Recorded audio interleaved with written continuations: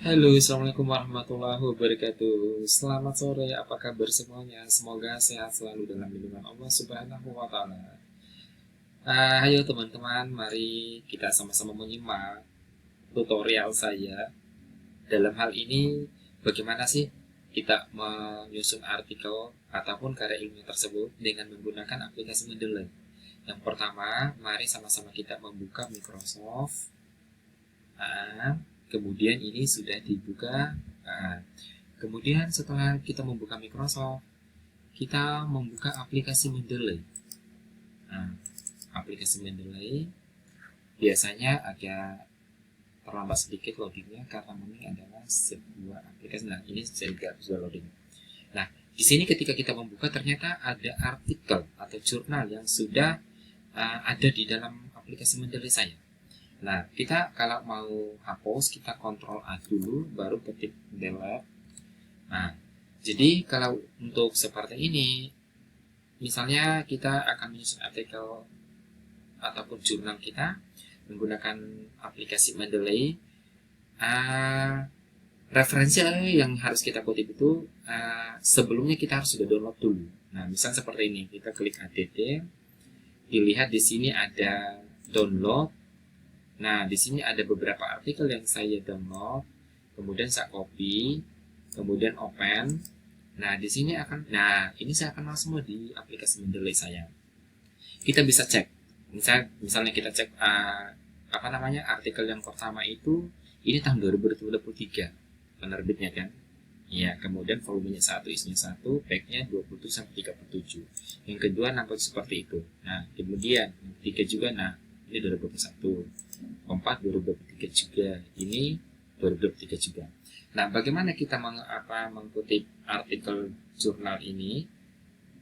Sekarang kita simak juga. Yang kedua berarti kita buka kembali Mendeley tadi. Misalnya tuh, kita mau mengkutip tentang masalah supervisi akademik kepala sekolah dalam meningkatkan mutu pembelajaran di SMP Muhammadiyah Gedung Pakan. Misalnya kita buka, apa yang kita kutip di sini? Misalnya kita kutip adalah tentang di pendahuluannya.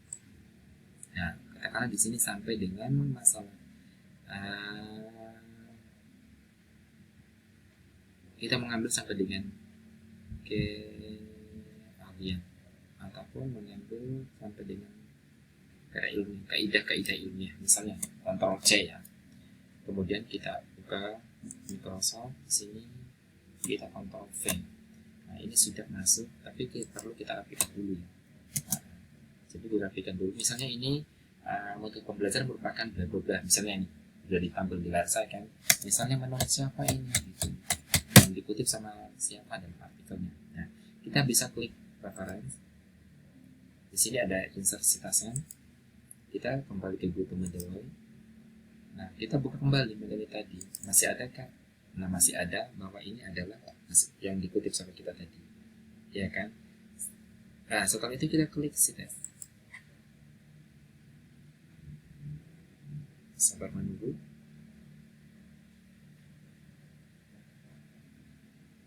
Nanti akan keluar nama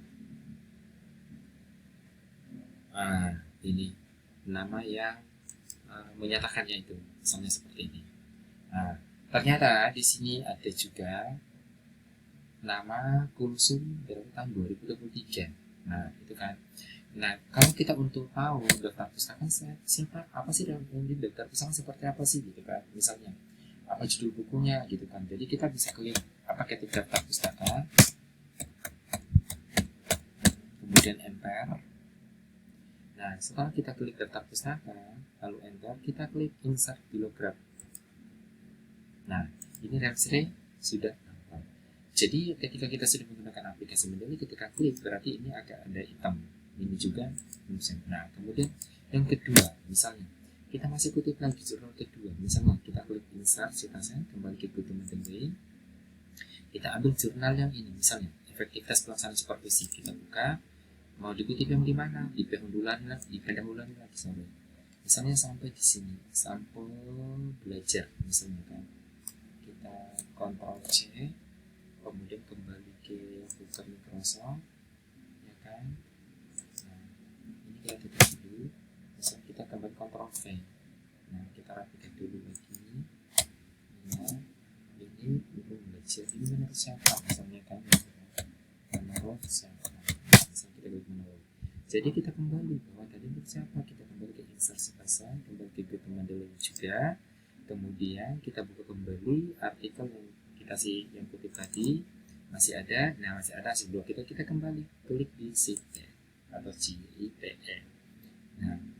Nah, ini sudah ada, ternyata pengarang ini yang ini atas nama Aisyah Rani et al itu berarti dan kawan-kawan, lebih dari 2 ya. Yang kemudian, nah, daftar pustaka akan otomatis seperti ini. Nah, jadi ketika kita menggunakan aplikasi Mendeley sangat membantu untuk kita menyusun artikel jurnal kita ataupun disertasi, tesis, skripsi, proposal, makalah. Nah, itulah kelebihannya ketika kita menggunakan aplikasi Mendeley.